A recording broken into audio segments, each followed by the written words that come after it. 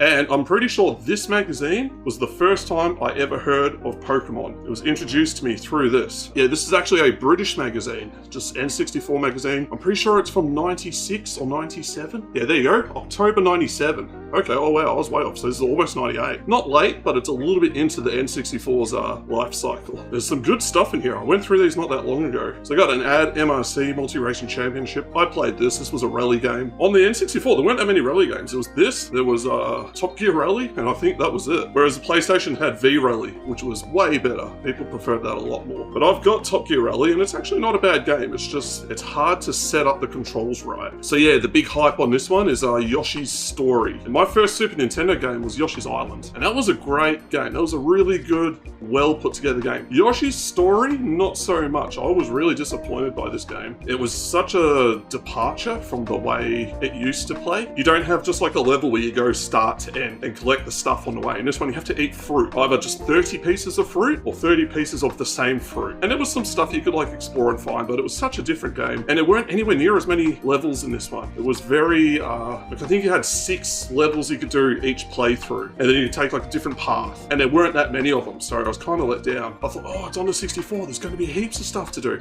No, not really. So they got Doom, which is a specifically made version for the 64. This version of Doom didn't exist on any other console. It was one that id Software made just for the N64. F1 Pole Position, that's actually a pretty good game. War Gods is horrible. GoldenEye, great game. Gunbutter Goemon, you know, it's a Japanese game, I never played it. Tetrisphere, yeah, I never played that. J-League, whatever this is. Mahjong, like who cares? You know, they're still bringing in like games from Japan that the West just don't care about, but they had to pad the magazine with it. Oh, and this guy is interesting. He lived in Japan when this was coming out, so late 90s. I don't know if he was an English teacher. I think, you know, and he did this as like a part-time gig, but he writes articles and stuff about his time in Japan, the different magazines that they had over there. So was it Densetsu Famitsu or Famitsu Densetsu? And he was kind of like getting the inside scoop. And the cool thing about this is like, this is basically, it's not pre-internet, but people weren't using the internet. This is how people found stuff out. This is how I found things out. You just buy magazines, and I kind of miss it. There you go, Diddy Kong Racing, Lamborghini 64. That game only had like 4 maps. It was like 3 or 4 maps. Didn't really build the following that they wanted out of it. Yeah, straight into Yoshi's Story. And it was a good looking game. Like, I liked the 3D rendered style graphics for it. And also, it was one of the few games on the 64 that was 2D. They fully embraced 3D, but I was thinking, man, if they could just put the power of the 64 into 2D games, they would be amazing. But there were very few developers that even bothered. You had Yoshi's Story, you had, what was it, Mischief Makers, and like, was that it? And then later on with the GameCube, you had Beautiful Joe, and that was a really cool game. But beyond that, like, we didn't get many platformers. They kind of really stepped away from their roots. So they've obviously got their marketing material straight from Nintendo, and these screen caps they would have taken themselves. And these guys did a better job than the other magazine that I got. The Australian one, they captured it with like the scan lines in there, and it just looked really bad. Oh, this was another thing, like, because it was on the 64, you could zoom in and out, or it was kind of set by the levels, but you could see a lot more. It would just dynamically go in and out, whereas the Super Nintendo one just wouldn't let you do that. Yeah, 24 levels, it just wasn't enough. The Super Nintendo one, you had 8 levels, plus a hidden level, so 9 levels, and there were like 8 worlds. And this is like not even half that. Diddy Kong Racing, again, it's just a big preview. You know, Diddy Kong Racing or Mario Kart 64, for me, Mario Kart had more longevity. There wasn't as much stuff to do, there wasn't as big a single player, but it was just more fun. Diddy Kong Racing felt like once you got everything, like what the hell is there left to do? It's like you're playing just to unlock things, and once you've unlocked it, it's like, well, the core gameplay's not that great, so I'm kind of over it. This is just a preview. This is how the magazines would do it. They would hype games up with a preview, and then when it came out, they basically dedicate the whole magazine to promoting that game as a review. So they kind of drip feed and leak info on the way up to release. Dude, you know what pissed me off? You'd see people picking up the 64 controller. They grab it from the 2 outside prongs, and then they try reach the analog stick from the outside. It's like, nah man, just grab the middle one like you're supposed to, and it works a lot better. People hate on that thing so much, but it wasn't that bad. I wonder if this is before they got rid of some of the, they changed some of the characters around. Because Rare were developing, yeah, like this character. He's from a different game that got cancelled. It's like a, what was it? It was like a RPG type game. And some of the characters made it into Banjo-Kazooie. And then they completely changed Conker. Like he's just a cutesy little squirrel in this one, and then he just became a total asshole in the actual game. 16 tracks, character modeling, polygon, wow. Well, actually, that's kind of interesting they mentioned that, because Mario Kart 64, the characters weren't polygons, they were all sprites, and they would zoom in and out based on how close they were, and if you rotated, it would have a different view for them. Lamborghini 64, never really played this. And graphically, it looks kind of mid. That doesn't even look like a Lamborghini. That could be any supercar. I mean, I can't even tell if that's a Diablo or a Countach. Here we go, they have like a news section. So the news section will tell you sort of what's coming up. They tell you about stuff in Japan and those little small articles that we didn't really get anywhere else. Okay, so this is like a list of games that they had, and there weren't that many.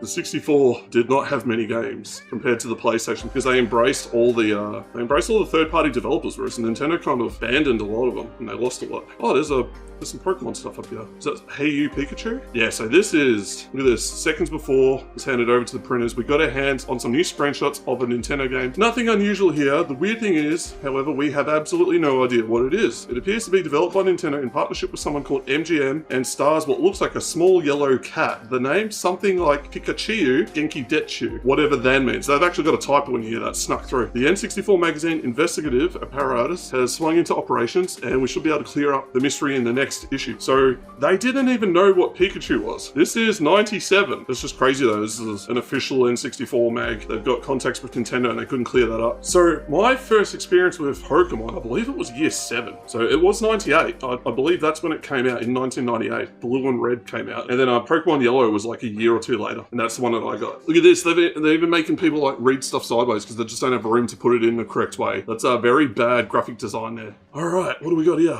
Aero Gauge. I barely remember that. There weren't a whole lot of like high-speed racing games on the 64, but we got F-Zero, we got Extreme G, like what else? Like that's it. Maybe Aerofix. I'm so glad I got F-Zero. It's probably my favorite game on the 64. This is an early beta, so this map isn't even in the game from what I'm aware of. I think they've redone a lot of these maps actually. None of them looked familiar, so it's an early development version of it. But it was a cool game. Ran at a smooth 60 frames the whole time, which was wild in 1998 when PCs had struggled to do 30 for most of their games. So Wet Tricks, what's this, Mortal Kombat? Mortal Kombat 4. I think they tried to do like a pseudo 3D version of that. Mortal Kombat 3 was the good one. Mortal Kombat 3 was massive. That was the last one that came out on the Super Nintendo. RPG, oh yeah, here we go. So some Zelda stuff. This is all early beta. Like Link did not look like that in the actual game. The lake didn't look like that. They got the horse in there. Check this fight out. They got him going up against one of the lizard guys. The sword is mapped to the wrong button. The sword's mapped to the blue one rather than the green one. You've only got the bow on green and then 2 of the C buttons used for something else. And then there's like a medallion as like a usable item up there, which, yeah, never made it into the game. So I had to scrap that feature. But this is cool. You get to see stuff that you're just not going to see in videos or anything. All this stuff is lost to time. No one's digitized it. No one's put this stuff online. You just can't find it anywhere. That says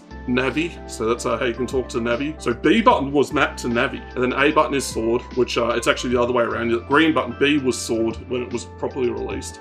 And then you had your C buttons up here to control these. It's got the hammer. That's one of the temples, but yeah, they would have completely redesigned it. This is the first boss in the Deku Tree. But it's adult Link fighting this boss, which never happened. He was child Link when he fought this. So they've made heaps of changes between the beta and the actual release. What have we got here? Oh, Banjo-Kazooie.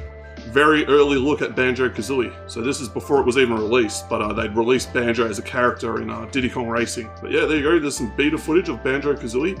This could be the first level. I think it is. You fight the bull over here, but they've changed it a lot. This doesn't look like the final game at all. Again here, they made a lot of changes to it. There's Yoshi's Story, which was basically out. Oh, they were doing a preview of it actually, so no, it wasn't out yet. Yeah, they're just hyping up stuff that's coming out. And then there's like a total list of all the games that have come out, and then like what they're excited for over here. So what are they waiting for? Zelda took a while to come out. That came out in 98, I believe. F-Zero, Diddy Kong, Yoshi's Island, Super Mario RPG 2. They're just speculating. That came out as Paper Mario. And there's Banjo-Kazooie, Castlevania 64. I think that was a really bad game. People hated it. Bomberman, they changed that as well. People weren't happy with Bomberman because they're used to the plus sign explosions and then it had the round ones. Mother 3, or just Earthbound. And I don't think they ever even made that. And what's this, Holy Magic Century, which is like some RPG that I don't think they ever finished. So yeah, that list, they've got a few games there that just never saw the light of day. And this is like what's selling, what's popular. Surprisingly, Blast Corps was #1. Mario 64, ISS, yeah, soccer game makes sense. This is before FIFA came out. FIFA Road to World World Cup. That was a really good soccer game on the 64. Yeah, Super Mario and Shadows of the Empire. And then Japan, totally different list. Power League 64. Gunbow Gomon. And the Americans, of course, it's got GoldenEye up there. They love shooting stuff. Yeah, this is the complete list of games that were meant to come out. And there'll be some stuff in here that just never made it out. Robotron X, ED, like whatever ED is. Earthworm Jim, Conker's Quest. Never came out. They changed it entirely. It was Conker's Bad Fur Day. Super Real Island. No idea what that is. So they would frequently take articles from Japanese magazines and just basically translate them over and put them in theirs. There's basically copyright infringement, but nobody seemed to care at the time. They'd take it, rewrite it. Yep, this is ours now. Is that Princess Mononoke? It is. So they're hyping this up.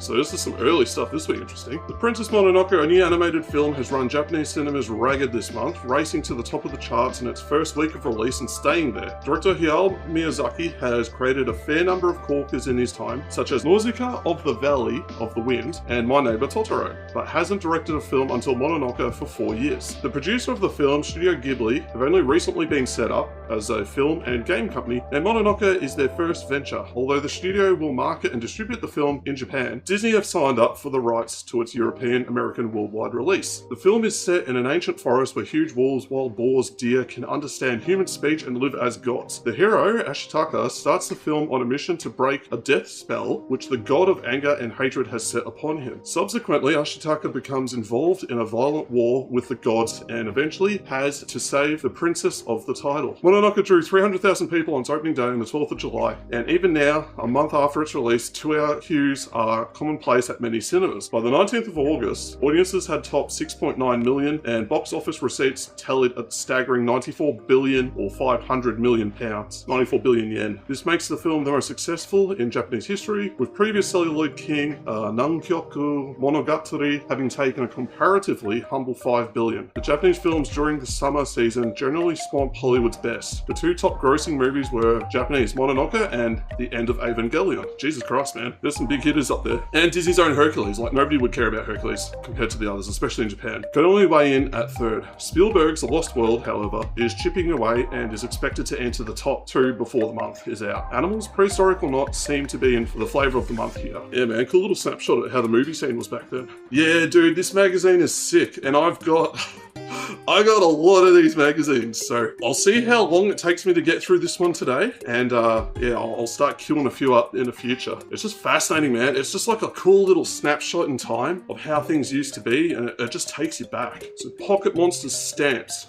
From the 9th to the 17th of August, JR carried out a summer campaign connected with Nintendo's massively popular Pocket Monsters game. See, they're not even calling it Pokemon. The company placed special Pokemon stamps into about 30 stations throughout Tokyo's subway system. The idea being that travelers would collect them in the accompanying stamp rally book, sold separately at any of the station accounts. You know, one of those books with all the stamps in it would be worth a fortune today. Once you'd gathered yourself up 10 stamps, you were awarded a Pokemon trainer certificate, while all 30 from all 30 stations got you a desirable Pokemon special card. Oh, that card would be worth ridiculous amounts of money. This is the first year Pokemon came out, and then you've got a special event and a unique card that they're never going to do again. The public relations sections of JR East Japan brag that over 100,000 subway travelers participated, and then they've got like a fighting league. So from the 29th of August to the 23rd of November, competition to find the best Pocket Monsters player in Japan began in the form of a national league. 3,840 Japanese Pokemon fanatics, that's 256 gamers from each of the country's 15 regions, were scrapping head-to-head for a spot in the final round of the competition, which is to be held at the end of November. The PR man at Nintendo commented, usually Pocket Monsters players compete against each other with their own rules. That's one of the best parts of the game. But for this league, we can see who is the best player in Japan, as they'll all be playing under the same rules. We hope to open the league every year from now on, but as many people as possible have a go. Yeah, so if they're playing first gen, like there's a lot of broken ass Pokemon and moves in that game. So you get Toxic and you hit anyone with Toxic, they're dead in like, I think it's like 4 or 5 turns, because it doubles the amount of damage it does each time it hits. So it's exponentially going to wipe them out eventually. And you could just have like a Mewtwo or like 6 Mewtwo's with Recover and nothing's going to touch you. All right, let's go next page. So this is cool, man.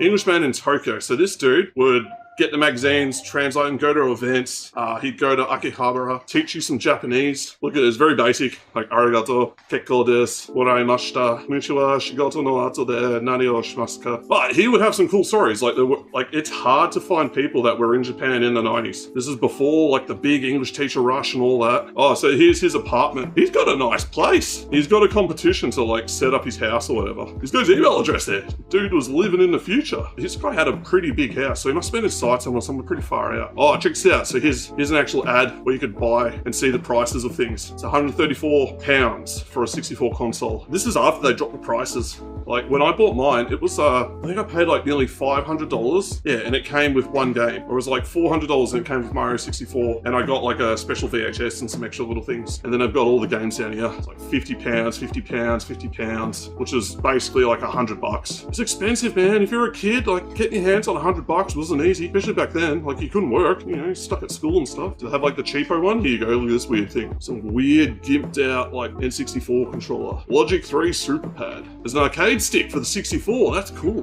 Like were there many fighting games that would even use that? Not really. I guess like Killer Instinct maybe, and maybe Mortal Kombat, and that's about it. Yeah, check it out, the see-through plastic. See, back when it was like such a cool thing to have. Extra big memory cards, Game Killer. This is like full of cheats and stuff. Steering wheels, Jesus man.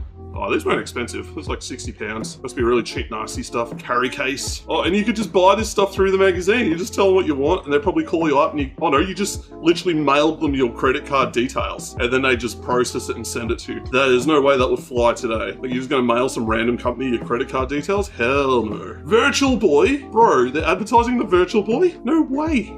Original retail price, £200. Now you can get it for £40. Dude, this is insane. Virtual Boy games, all just £13 each. So yeah, they couldn't give these things away. What do we got here? War Gods, that was a horrible game. This is a really boring fighting game. Doom, I want to play this one day. I'll get around to it. People have like modded this, made like a really good version for the computer. Okay, this is their scoring system. So like, this is trash. Basically, no game's ever going to get this rating because it's the whole purpose of this magazine is to advertise Nintendo products. So they're going to be a little bit biased. Like it's basically sponsored. Nintendo will probably pay them quite a good bit of money to get good reviews or hand them the stuff early. If you just shit on them, like you won't get games or anything early, you won't get news early, then your magazine's in trouble. And there's these dudes, and these are all their reviewers. Imagine that. Imagine being one of these guys getting paid a full-time wage in the 90s to just play games and write about them. Like, what a sick job. And then then the internet came along, made that impossible. Everybody was doing it, and then the price of that sort of work just dropped off a cliff. Doom 64, they've got some cool artwork and stuff here. Because it was specific to the 64, it was never, until recently, it was never released on any other system. Maybe I'll just get the Steam version of it. It was a big game. I remember all these magazines that have like playthrough guides and stuff as well to help you through it. So like right here, they've got the full map and they show you how to get all the stuff and how to get through it. But yeah, that kind of sucks half the fun out of the game. Like you're better off just figuring it out yourself. F1 pole position 64. I wonder what drivers they've got listed in here because this is from 98. Let's see if I can pick what track I'm looking at. Oh no, that's Brazil. That's Sao Paulo. This is the home straight here. Over here, this is Melbourne. That's Albert Park. But now I've been to the actual race a few times. Oh, Interlagos. Yeah, in Sao Paulo. There's Albert Park. Argentina. I didn't even know they held the F1 there. Nürburgring, there's Germany. Imola, Italy. Monaco. I mean, you have to have Monaco. Catalunya is one of the best tracks out there. It's such a cool track. It's like, it's a motorbike track, so every turn is like nice and flowy. There's no like really harsh 90-degree turns or anything like that. Canada's a cool track too. Mind you, this is like back when Schumacher was just getting started at Ferrari. He was just starting to really tick over those World Drivers' Championships. Oh, here we go, here's the rest of them. So Magny-Cours in France, Silverstone, you have to have Silverstone. Hockenheim, there's probably the old Hockenheim as well, without the infield, where it was just basically like a big loop. Like half the track is just flat out, like full speed. There's like no corners or anything. Spa, Hungaroring. Spa's a wicked track. Monza, so Italy's in here twice. Portugal, Estoril, I've never driven this in any of the games. And Suzuka. And Suzuka was often like the last track of the season. Yeah, and they only gave this game 71%. I remember F1 World Championship, that was the good one to get on the 64. That was way better. But the F1 license, you know, they threw that thing around everywhere. Heaps of different people would just get that, oh, 46% for War Gods. Yeah, this was bad. I had a guy at school, he wanted to trade me War Gods for GoldenEye. I'm like, hell no, man. You are not getting GoldenEye. I know this game sucks ass. Don't try that on me. Yeah, this is just a really bad 3D fighting game. The 64 didn't really really have a whole lot of good fighting games. It's kind of sad they missed out on all that, because like there were Street Fighter games that they should have put on it. But Capcom were just hands off. They just kind of did their own thing. They put all their chips into the PlayStation, which worked out well for them. GoldenEye. Is this, yeah, this is just gameplay footage. It's not the beta stuff. What's this 96M? I don't know what that means. Is that just the population of Japan? Oh no, 96 megabits. That's how big the cartridge was. I mean, this is a great game. I've still got my version. The 60 frames per second PC version, where you can use the mouse and keyboard, is amazing. It still holds up. It's still an awesome game. It'd be cool if the game had more level variety. They did reuse a lot of them. Like Bunker, you do that twice. Surface, you do that twice. There it is, the other one. Like, yeah, they made some changes to it, but yeah, they could have done a bit more. Oh, and they've got all the secrets over here. So they're telling everyone how to get all the cheats. And then there's actually like button input cheats that are built into the game that no one found out about for like a year or two after release. Then like a dev leaked it or something and someone figured it out. And you could just get all this stuff for free. You didn't have to do it. Some of them were really hard though. I remember the facility one. It was down to luck, where the Dr. Doke would spawn in the last room before you go through to where the tanks are. And if you didn't, like that's it, your run was over. Like you just couldn't get it. 94%, they were pretty happy with this. Check out the CG that they've got of Pierce Brosnan. I mean, it looks like him. I think this is actually the model. This is the full res high quality model that the Silicon Graphics machines used for the game. And then they cut down the polygon count and the textures for the actual game itself. Or maybe Rare made this as like promotional material for the game. I remember when it first came out, my cousin got it, and me, him, and my dad, we were playing it till like 2 in the morning at my cousin's place. And I was probably like year 8 or year 9. Yeah, around then, 98. Maybe if it was 98, then I was in year 7. Gunbutter Gomon. I never played this. I thought the Japanese games were just a little bit too weird for me, so I just stuck to the more generic stuff back then. But it's probably a good game. I know the Super Nintendo series is held in high regard. 80%, but yeah, these sorts of games are kind of hard to get Western players to play because the cultural gap was just too much. Tetrasphere, 71%. And this would really affect your purchasing decision of these games. Like, what you should do is just rent it, try it, see if you like it, then go buy it. You get like 2 games a year, so you got to really drill down and figure out if you want to get it or not, because you just didn't get that much money back then. I still don't even know how this game works. Because there's multiple levels, so how do you just like erase them? I'd have to check out some footage and actually see like a playthrough guide of how to play it. I've never played it myself, but yeah, as an attempt to take Tetris into 3D, didn't seem to work that well. Yeah, Civic Video or Blockbuster, who else was there? Video Easy, there was a bunch of them, man. Yeah, ISS 64 was much better. That was I mean, you can see here, 42% score versus 92%. So ISS was held in much higher standard. And then FIFA came out and FIFA just cleaned up. I remember FIFA Road to World Cup, and you turn off red flags and you can just go tackle the goalkeeper and like, or you could just get the goalkeeper and tackle other people and stuff, and like nobody would care. That was such a good thing. And then they removed that option in the later ones. You couldn't turn red cards off anymore. And I learned what offside was with that game. So this one's for Mario Kart, and it's basically who can get like the quickest time, and then you win a prize. So this guy won, but I don't know what track it is. So stage 3, let's have a bit of a read. Mario Raceway, okay. So I wonder if they allowed yeah, they would have, where you jump over the wall with the mushroom. And this is your proof. They just took photos, sent it in. There's Vincent Coyne from Ireland who actually won it. And the next closest person was like over a second behind. Who was the slowest? And they're all using that jump the wall cheat. It's just some people are quicker and better at it than others. Super competitive. And like, hey, if you had a good time, just send it in. Like, what do you got to lose? Yeah, dude, it was a sick era. I'm so happy that I got to grow up having these consoles and magazines as like such a big part of my childhood. It's not possible. Well, this guy did it. He filmed it. Probably sent in a tape as well. Yeah, they're checking for Photoshop and stuff. And the Japanese version of the kart, you could do an even quicker time because the PAL and, yeah, here it says right here, the PAL and NTSC stuff, the way it counted the timer was different. I wonder what you win. Hang on, highest 3-place cars from stage 3 will be invited to the N64 office for a showdown. Oh, so you have to go in person. Jesus Christ, there's a lot of hoops to jump through in order to even just get yourself in there. Here we go, another shop ad. Check out these weird controllers, man. That's the one you give your little brother. That's the one you give other people. And then you have the official one for yourself. There's all the pricing of it. 5 megabyte memory card. Pretty expensive, actually. I just had the official one. I don't even know how big it was, but it was big enough. I never ran out of space. And then you've got the actual games over here. And this is all pounds, because this is a British magazine. You basically double it for Australian prices. So yeah, Mario 64, $100. Mario Kart 64, $100. With a controller, which I think was the black one, $70. Although, I don't know if they ever sold that here. NBA Hang Time. time. That game is sick. That's basically NBA Jam on the 64. And that was an awesome game. That's the one where you could do these massive like half-court dunks and like you could send the ball to the other guy and get like a assist and get the ball on fire. He's on fire. That was a wicked game. And it's one of the best eras of NBA as well. Like that's when the Bulls were just like killing it. Yeah, Dennis Rodman, like Pippen, all those dudes. Oh, these dudes are more expensive. They're charging £60. Yoshi's Island. See, they're not even calling it Yoshi's Story. They haven't even got the right name for half of this stuff. Here we go, Game Boy Pocket. This is actually my favorite Game Boy, the Game Boy Pocket, because the screen was massive. It was so big compared to the regular Game Boy, and it was massive compared to the Game Boy Color. The Game Boy Color had a smaller screen. And the original Game Boy screen kind of sucked. It was that like weird green one, whereas this was more like a gray and black screen, gray and black display. And it only needed 2 AA batteries instead of 4 like the original Game Boy had. I would love to get one of these one day. I don't know what one I would get. Probably the silver. I kind of like that. Silver or clear. I reckon silver would be the way to go. Yeah, there you go.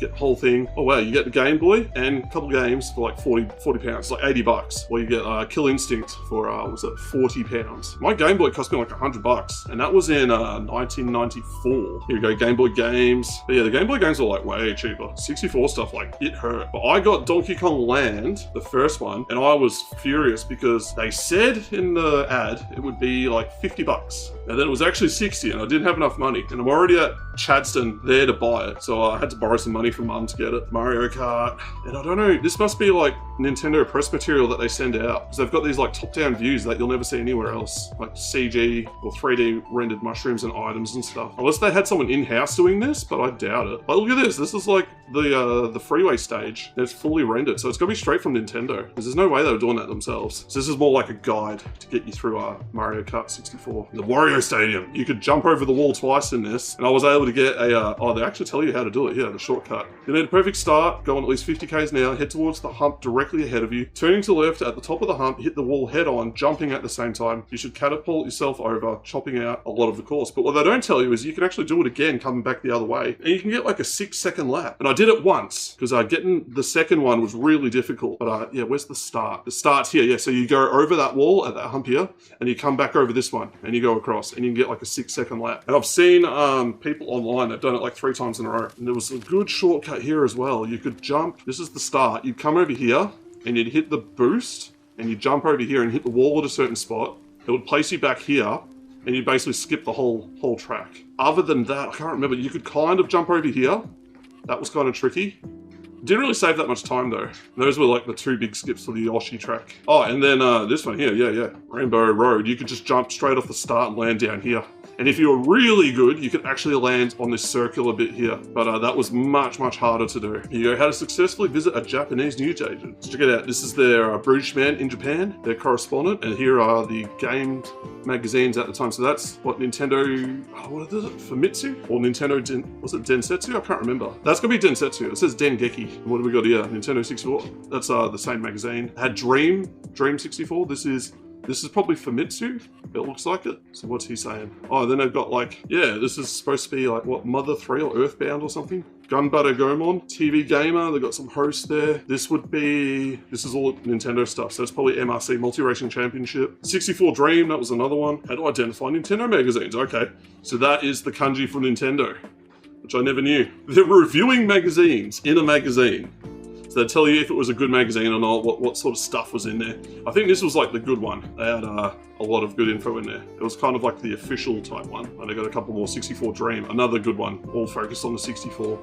Probably no Super Nintendo stuff in there. What is that? This is like how to dress up, how to give your controller bat wings. Okay, why? I don't see the point for that, but hey, it's an article. You got MRC, that's it was like the new game that they were plugging at the time. Oh, these are stickers that you'd get. Oh, that's cool. We never got anything like that in our ones. Here we go. So here's how you would find out and figure out your way through games if you got really stuck. And these things were expensive. You call up and it costs you like dollars per minute. And they just add it to your phone bill. So parents were furious. So we were warned, never call these places because we couldn't afford it. They got the phone number down here. Do they have the pricing? Not a premium rate number. Okay, so they had a fairly good one, but I know the official Nintendo one was bloody expensive. All right, we got tips for what game. There we go, GoldenEye, Blast Corps, Tetrisphere, And then you could write in your own tips as well. So a lot of their, they'd just publish like what other people would send them. And then, yeah, they'd have like the score sections at the back where the people would just brag about how good they've done. And they'd show you all the little secrets like speed running tips and stuff like that. And this is just for bragging rights. You didn't win anything by doing this. It's just, hey, this is how good I did. Send in a photo, put me in your magazine. We got stuff for Turok, got Star Fox. So this is level. So Corneria, oh no, total. Here you go. So my best, I could get about 1600. So I could probably get second here, but I never got more than that. Now that I've seen how to do it online, you can get way higher than those. People are getting like close to, I think it's like nearly 3,000, but they glitch it. There's like on Zonis, you can just keep hitting the ground and getting more kills. You could buy old issues. So they didn't have many of these. I started, yeah, issue 6, issue 7. So they'd only been going for like not even a full year by the time I bought this magazine. Or maybe, I think if I remember correctly, this magazine was bi-monthly. You didn't get it every month. It was every second month. They'd probably been going for about a year at this stage. It's not a bad magazine. There's not that many ads in this. Like they've got them mostly towards the back. Oh, look at this. They're just advertising chipped PlayStations in the magazine. You know, like, oh, why would you want to chip it? I don't know. Maybe because I can burn games and play them for free. And how much was it? It's bloody expensive too, dude. Oh, that's Hong Kong dollars. So, yeah, okay. So that's the British pounds equivalent. So PSX was like, what, 260 bucks? Suing people and modding their own property. Yeah, I mean, they didn't have a very good anti-piracy control back then. That was one of the reasons Nintendo stuck with the cartridges, because it was a lot easier to stop people from pirating it. CD burner, chip PlayStation, broadband connection, you were sweet. Or you just rent the game, rip the disc, burn it, and then you got it. Here's what's coming out. Never heard of Jewel Hero. Robotech, that took forever to come out. 64 Sumo, never heard of it. Goemon 5, Yoshi's Island. It's a bit of an old ad. The other reason the 64 had cartridges is because the loading times were instantaneous. There basically wasn't a loading time. Whereas if you played a PlayStation 1, you were looking at that loading screen for freaking ages, man. There's a very young Shigeru Miyamoto there with a pretty cool, I think he's got a Star Fox tie on. Yeah, it's looks like the Super Nintendo Star Fox. And then he's got the same one. Oh no, maybe that is the 64 one, because they're 3D rendered, so yeah, that would make sense. Yeah, people just like send their own stuff in. Sherlock Holmes and the Hound of Hell. And some of these kids could draw pretty good. I remember the art sections were always pretty good. There was some good stuff in there, there was some trash stuff in there. Yeah, so people just asking questions and then people would answer them. I wrote into the Australian one. I think I wrote in twice, and yeah, because I needed to find that Donkey Kong thing. They answered me on that. And then another time, I can't remember what it was. I was just asking about like what was the best flight simulator game on the, was it 64 or Super Nintendo? And like there was only like 2 or 3. This guy made his own little game cartridge thing out of like magazines and stuff. Put like a wireframe design out, so in case other people wanted to do it, and a whole bunch of games that just weren't out that they don't even have the price for. But this is cool. You could actually see like basically the full list of available games for the system. Stardust, never even heard of that. Spooky, never heard of that. This is quite a bit after the 64 release, so the prices have come down a bit already. I remember I got mine, it was like 400 bucks or nearly 500. Then they dropped the price to like 300 or 200 for the console, and a lot of people are upset because they just bought it and then they just gutted the price. So if you complain to Nintendo, they just give you a free game. And I got Cruis'n USA, which I later sold for $25 and got ripped off for the trade-in on that. Complete guide to every game we've ever reviewed. Oh, okay. They're just reusing content to pad it out here, but it's so that you could still get the review score, even if you don't have the actual game, the actual magazine that they made. Some future stuff, and then yeah, you can subscribe and save money. I never subscribed to any magazines. I always just bought them month by month. This is cool. This is like some early Photoshop work. But it's cool, they did some tech stuff. They kind of tried to explain to people how it worked, how the system, yeah, would render an image, all this sort of stuff. They go through some technical terms. This is all brand new stuff at the time. Anti-aliasing, MIP mapping. The 64 actually had anti-aliasing built in, which is why it looks horrible when you see it on an LCD display. But when you look at it on a CRT, it looks pretty good. You don't get like jagged edges or anything. They're smoothed out and it looks a lot nicer. Audio clips. This looks like Banjo. Yeah, it's probably Banjo-Kazooie, because Rare, they were based in the UK. So these guys just had inside access to the company. Look at this interface. It's horrible. It looks so basic. Yeah, they record it. What is it? It's SoundForge 4.8. Look at that. Check it out, man. Windows 95, maybe 98. It's probably 98 to be honest. Oh, they've actually got code. Jesus Christ. Look at that. Who knows what this is written in? It's probably like C, certainly not JavaScript. They got a lot of comments though. This is cool, man. Really early like programming stuff. This is probably actual code that was used in the game. Oh, and they do a little preview for the next month. So I've got this one too, actually. I've got issue 8, and I'll go through that another time. So they must have known ahead of time, like, hey, we've got this one, we're publishing this one, it's going out to print, and this is everything we're going to get done in the next month. Oh, and I tell you when it comes out too. Because what you'd usually do is you'd just go to a newsagent and you just check the shelves, and you'd know, like, oh, I don't have that one. Cool, I'm going to buy that. All right, here we go. Some more. How much are they doing the Game Boy for? What is Zelda 96%? Maybe that's like the score? Yeah, they've actually listed the score there. Oh, you could still get the Super Nintendo for £100. So $200 still for a Super Nintendo. Man, they were still charging people that much money in '98 for one of them. But yeah, as soon as the 64 came out, like the Super Nintendo games became a lot cheaper, because they used to be $100 as well. Some games, a lot of them were sort of 80, 90, but there were a few that were 100. And I remember Chrono Trigger was really expensive. It was like the most expensive one because it had to be imported. Donkey Kong Country 3, £41. So that's like $80. I got 2 and 3, and 2's still my favourite. 3's good, but 2 is better. What's the most expensive Game Boy game? DuckTales for £30, like $60 for a Game Boy game in '98, when you could just spend a little bit more and get like 64 games. You know, thinking back, I still don't know how I even afforded all these games that I got. Like, how did I get together $400+ in 1990, well, it's the end of '96 for a N64? I still don't know how I did it. I know I sold my Super Nintendo. I think I got like $150 for that, or $200, because I sold all the games with it. Jesus Christ, here you go. £300. So that's like $600. You get a 64, 1 controller, 1 game. You get 3 more controllers. Yeah, that's a ripoff, man. That ain't worth it. They are taking your money and running. Get a TV for less than that. Trinitron. That was actually, yeah, the Sony Trinitrons were really good. This is actually a really good TV, but it's 14-inch, which is like 30 centimeters. Back then you'd want like at least 40 centimeters and up. 34 was just too small. I played most of my stuff on a 34 centimeter TV, and it was like that. It was a sharp, and eventually it started going bad. It wouldn't turn on, but you just smack it and it would actually turn back on. But that thing eventually died, and we just got another one. What did we replace it with? We replaced that TV with like a widescreen CRT, and then we had our nice Sony, the big 80 centimeter Trinitron Vega. That was in the lounge room. That was an expensive TV. That was like, what was it, 2001? It was like a $5 grand TV, and it was only 80 centimeter screen. But it did 100 hertz, and it could do pretty decent resolution too for CRT.